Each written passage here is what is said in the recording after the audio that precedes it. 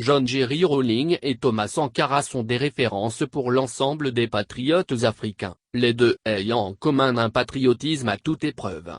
Le premier s'est distingué par sa fermeté, sa clairvoyance et sa lutte acharnée contre la corruption. Le second, par son franc-parler et son refus de pactiser avec le diable. À qui des deux le président de la transition malienne doit-il chercher à ressembler? L'exercice du pouvoir n'est pas une sinécure. Bon nombre de dirigeants l'apprennent une fois qu'ils ont la main à la pâte. Ce qui est sûr, c'est qu'il faut savoir manier le bâton et la carotte, savoir ménager même ceux que l'on considère, à tort ou à raison, comme des ennemis. C'est ainsi qu'on peut parvenir à ses fins.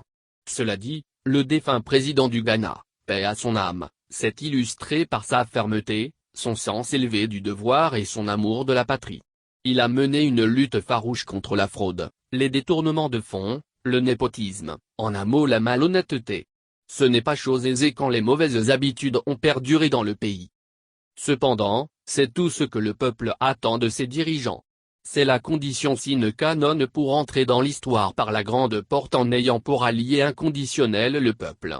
C'est ainsi que Rawlings au Ghana et Sankara au Burkina sont devenus des icônes. La ressemblance entre les deux s'arrête là quand on sait que, contrairement à Rawlings, Feu Sankara n'a pas bénéficié de la même longévité au pouvoir. Son franc-parler, sa rigueur indéfectible et son honnêteté à toute épreuve n'ont pas suffi à lui protéger des ennemis qui étaient légion.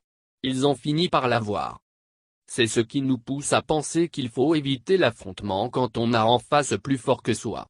Mettre un peu d'eau dans son vin, n'empêche pas d'atteindre son but. Il faut souvent jouer de patience et d'intrigue. Cet exemple peut nous inspirer dans l'analyse des incompréhensions actuelles entre le Mali et la France. Nul besoin d'être un spécialiste de la géopolitique et de la géostratégie pour comprendre le rôle que la France a joué et continué de jouer dans l'histoire du Mali. Elle a fait de bonnes choses indiscutablement mais a également commis des erreurs qu'il s'agit plutôt de reconnaître et corriger. Ce faisant, elle réussirait à amadouer une partie du peuple qui en a gros sur le cœur.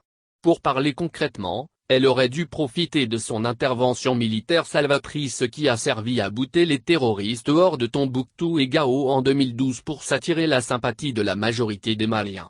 Au lieu de cela, elle a provoqué l'ire de tous les patriotes en faisant de Kidal une espèce de no man's land qui ne dit pas son nom. Pour finir, nous dirons que Français et Maliens doivent comprendre qu'ils sont liés par l'histoire. Chacun sait que les relations entre les peuples sont guidées par les intérêts.